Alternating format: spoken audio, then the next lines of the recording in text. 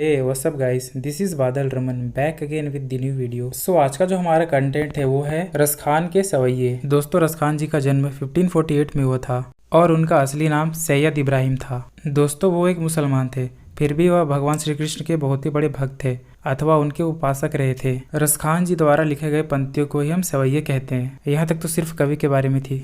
तो अब हम करते हैं अपने चैप्टर को स्टार्ट। हमारी फर्स्ट लाइन है, मानुष हो तो वही रसखानी, बसो ब्रज गोकुल गांव के ग्वारन, जो पशु हो तो कहा बस मेरो, चरो नित नंद की धेनु मंझारन। दोस्तों, आप सभी को तो पता ही होगा कि यदि इस संसार में किसी की जन्म होती है तो उसकी मृत्यु भी इसी संसार में होती है। मीन्स कि जिस किसी का भी जन्म इस संसार में होता है तो उसका मृत्यु भी तय होता है। दोस्तों, यहाँ पे कोई भी परमानेंट नहीं होता है, ना ही मैं और ना ही आप। आज तो हम लोग यंग है, लेकिन कल को तो हम लोग बूढ़े हो जाएंगे और फिर मर जाएंगे या खत्म हो जाएंगे, और फिर हमारा अगला जन्म होगा या तो किसी पशु के रूप में या तो दोबारा से फिर इंसान के रूप में, और फिर यह सर्कल हमेशा चलते रहेगा। यह तो सिर्फ समझने वाली बात थी। तो रसखान जी कहते हैं कि अगर मेरा जन्म इंसान के रूप में होता है तो मैं गोकुल गांव के ग्वालों के बीच जन्म लूंगा और उन्हीं लोगों के साथ रहूंगा।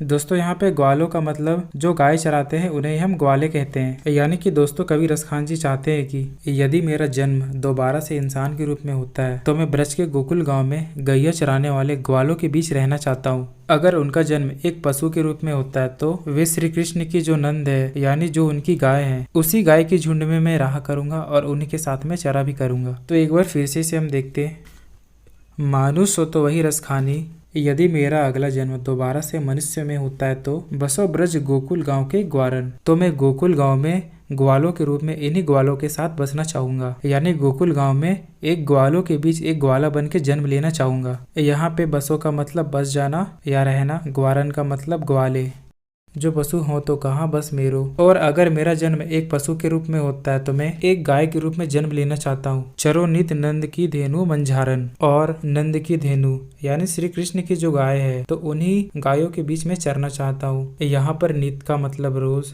नंद की धेनु का मतलब भगवान श्री कृष्ण की गाय, और मंझारन का मतलब गायों के बीच। पाहन हो तो वही गिरि को, जो कियो हरिछत्र पुरंदर धारन, जो खग हो तो बसेरो करो, मिली कालिंदी कुल कदम्ब की डारन। तो दोस्तों, आपने अक्सर कहीं न कहीं फिल्मों में या कार्टून्स में यह सीन तो देखा होगा, जब श्री कृष्ण इतने बड़े चट्टान को कैसे सिर्फ अपनी एक उंगली से उठा लेते हैं और पूरे गाँव वासियों को बाढ़ के प्रकोप से कैसे बचाते हैं। तो रसखान जी कहते हैं कि यदि मेरा जन्म न ही किसी मनुष्य और ना ही कोई पशु के रूप में होता है, यानी उनका जन्म इन दोनों में से ना होकर यदि एक पत्थर के रूप में होता है तो वे उस पर्वत का पत्थर होना चाहते हैं जिसे श्री कृष्ण ने पूरे पर्वत को सिर्फ अपनी उंगली से उठा लिया था। यानी मैं वही गोवर्धन पर्वत का पत्थर होना चाहता हूँ जिस पर्वत को श्री कृष्ण ने अपनी उंगली से उठा लिया था। और फिर फाइनली जब मेरा जन्म इन तीनों में से ना होकर एक पक्षी के रूप में होता है तो मैं यमुना नदी के किनारे जो कदम्ब के पेड़ होते हैं उसी पेड़ के डालियों पर अपना घोंसला बनाकर अपना बसेरा बनाना चाहता हूँ, क्योंकि वहाँ पे कभी न कभी श्री कृष्ण अपने मित्रों के साथ खेला करते थे या अपनी गैया चराया करते थे। इसलिए कवि चाहते हैं कि अगर मेरा जन्म एक पक्षी के रूप में होता है तो मैं उसी नदी के किनारे कदम्ब के पेड़ के डालियों में अपना घोंसला बनाकर अपना बसेरा करना चाहता हूँ। एक बार फिर से हम देखेंगे, पाहन हो तो वही गिरि को, यहाँ पर पाहन का अर्थ पत्थर होता है। तो यदि मेरा जन्म एक पत्थर के रूप में होता है तो मैं वही पर्वत का पत्थर बनना चाहता हूँ जो कियो हरिछत्र पुरंदर धारन, और फिर मैं उसी गोवर्धन पर्वत का पत्थर बनना चाहता हूँ जिसे श्री कृष्ण ने पुरंदर उंगली में छत्र के रूप में धारण किया था। दोस्तों, यहाँ पे गिरि का मतलब पर्वत, हरिछत्र का मतलब कृष्ण छत्र, पुरंदर का मतलब इंद्र देवता। जो खग हो तो बसेरो करो, जो खग हो। दोस्तों, यहाँ पर खग का मतलब पक्षी। यदि मेरा जन्म पक्षी के रूप में हुआ तो मिली कालिंदी कुल कदम्ब की डारन। कालिंदी कुल, यहाँ पे कालिंदी कुल का मतलब यमुना नदी के किनारे, और उसी यमुना नदी के किनारे कदम्ब के पेड़ की डाली में मैं अपना घोंसला तैयार करूंगा और उसी में अपना बसेरा बना लूंगा। यहाँ पर डारन का मतलब डाली। अब बढ़ते हमारे नेक्स्ट पैरा की तरफ। या लकोटी अरु कमरिया पर राज, तिहु पुरको तजी डारो, आठों सिद्धि नवो निधि के सुख, नंद की गाय चराई बसारो।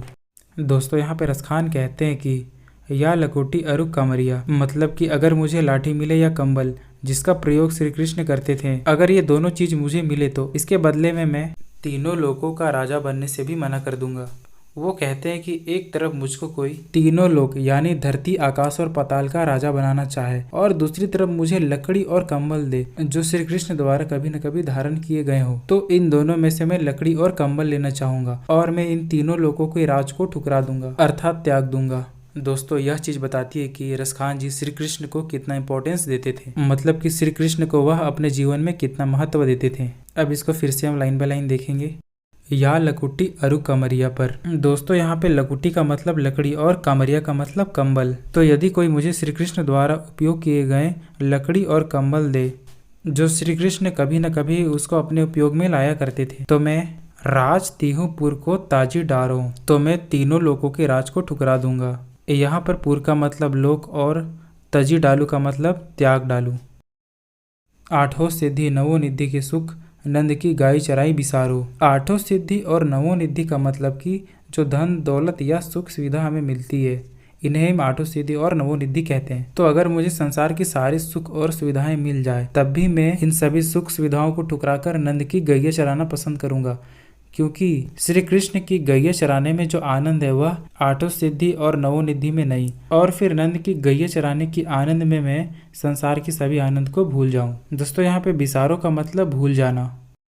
हमारी नेक्स्ट लाइन है, रसखान कबो इन आखिन सौ ब्रज के बन बाग तड़ाक निहारो, कोटि के कलधोत के धाम करील के कुंजन ऊपर वारो। दोस्तों यहाँ पे रसखान जी कहते हैं कि यदि कभी मेरी इन आंखों को ब्रज के वन, बाग और तालाब देखने को मिल जाए तो इसके बदले में मैं करोड़ों महलों के दामों को सिर्फ इन्हें देखने के लिए ठुकरा दूंगा। मैं इन कांटेदार झाड़ियों को देखने के लिए इन सभी चीजों को त्याग दूंगा अर्थात न्यौछावर कर दूंगा। यहाँ पे कवि सिर्फ इतना कहना चाहते हैं कि अगर मुझे वह जंगल दोबारा से देखने को मिल जाए जहाँ पे श्री कृष्ण कभी न कभी अपने पशुओं को चराया करते थे, या फिर वह बगीचा या वो तालाब देखने को मिल जाए जहाँ पे श्री कृष्ण अपने मित्रों के साथ खेला करते थे, अगर यह सब चीजें मुझे फिर से देखने को मिल जाए तो इसके बदले में मैं करोड़ों सोने के महलों को सिर्फ इन झाड़ियों को देखने के बदले ठुकरा दूंगा, क्योंकि ये झाड़ियां मुझे बहुत ही पसंद है, क्योंकि इन्हीं झाड़ियों में कभी न कभी भगवान श्री कृष्ण का विचरण हुआ करता था। अब हम इसे लाइन बाय लाइन समझेंगे। रसखान कबो इन आखिन सौ,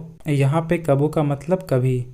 रसखान जी कहते हैं कि कभी इन आंखों को ब्रज के वन, बाग, तड़ाक निहारो।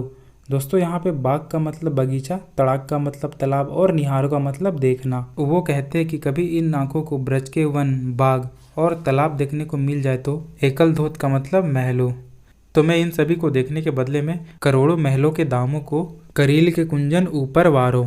यहाँ पे करील कुंजन का मतलब कांटेदार झाड़ियाँ और वारों का मतलब न्यौछावर कर देना। यदि मेरी आंखों को ब्रज के वन, बाग और तालाब देखने को मिल जाए तो इसके बदले में मैं करोड़ों महलों के दामों को सिर्फ इन्हें कांटेदार झाड़ियों को देखने के लिए ठुकरा दूंगा। सो कैसा लगा मेरा एक्सप्लेनेशन? आई होप आपको यह चैप्टर भी समझ में आ गया होगा। तो दोस्तों यहाँ पे हमारे इस चैप्टर का हाफ पार्ट खत्म होता है और पार्ट 2 जल्द ही मिलेगा आपको इसी चैनल